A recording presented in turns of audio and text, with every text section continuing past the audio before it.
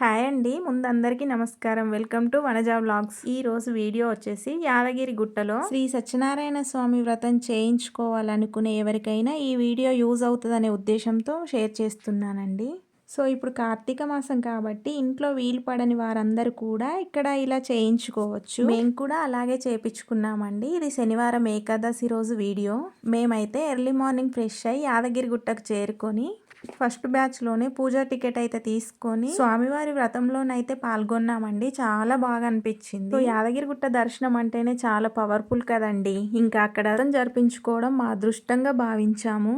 So Yadagirigutta మెట్ల మార్గం నుంచి ఇలా ముందుకు వస్తే ఇక్కడ కొండ పైకెక్కే దారిలో లెఫ్ట్ సైడ్లో శ్రీ సత్యనారాయణ స్వామి వారి రథ మండపం అని చాలా పెద్ద హాల్ ఉందని, పార్కింగ్ ప్లేస్ కానీ మొత్తం చుట్టూ వ్యూ కానీ చాలా బాగుంది. చాలా విశాలమైన ప్లేస్ లో ప్రశాంతంగా ఉంది. ఇక్కడ వెహికల్స్ పెట్టుకొని కాళ్ళు చేతులు కడుక్కొని మగవాళ్ళు అయితే ఖచ్చితంగా పంచె కట్టుకొని, ఆడవారైతే చీర ధరించి టికెట్ రేట్ అయితే 1000 రూపాయలండి. పూజకు కావాల్సిన సామాగ్రి మొత్తం వాళ్ళే ఇస్తున్నారు. మనకి ఇష్టం ఉంది ఏదైనా పూలో పండో ప్రసాదాలో తీసుకెళ్లొచ్చు.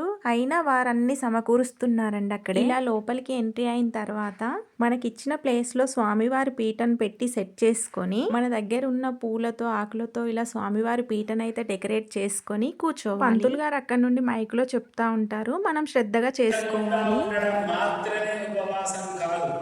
ఉపే సమీపే వాసః అంటే మనం ఉపవాసం ఉన్నంతసేపు ఆ భగవంతుడి నామస్మరణ చేస్తూ సో అలా మనలో ఉండే ఆత్మరాముని ఇబ్బంది పెట్టకుండా భగవంతుని స్మరించుకోవాలని చెప్తున్నారండి. పంతులు గారు అయితే చాలా ఓపికతో గంటన్నర పాటు వ్రతకథలు అయితే అర్థమయ్యేటట్లు చెప్పారండి. ఇలా పంతులు గారు అక్కడి నుండి చెప్తుంటే మనం శ్రద్ధగా పూజా విధానం చేసుకోవాలి. వీడియో నచ్చితే లైక్ అండ్ షేర్ చేసి సబ్స్క్రైబ్ చేసుకోండి. Thank you for watching.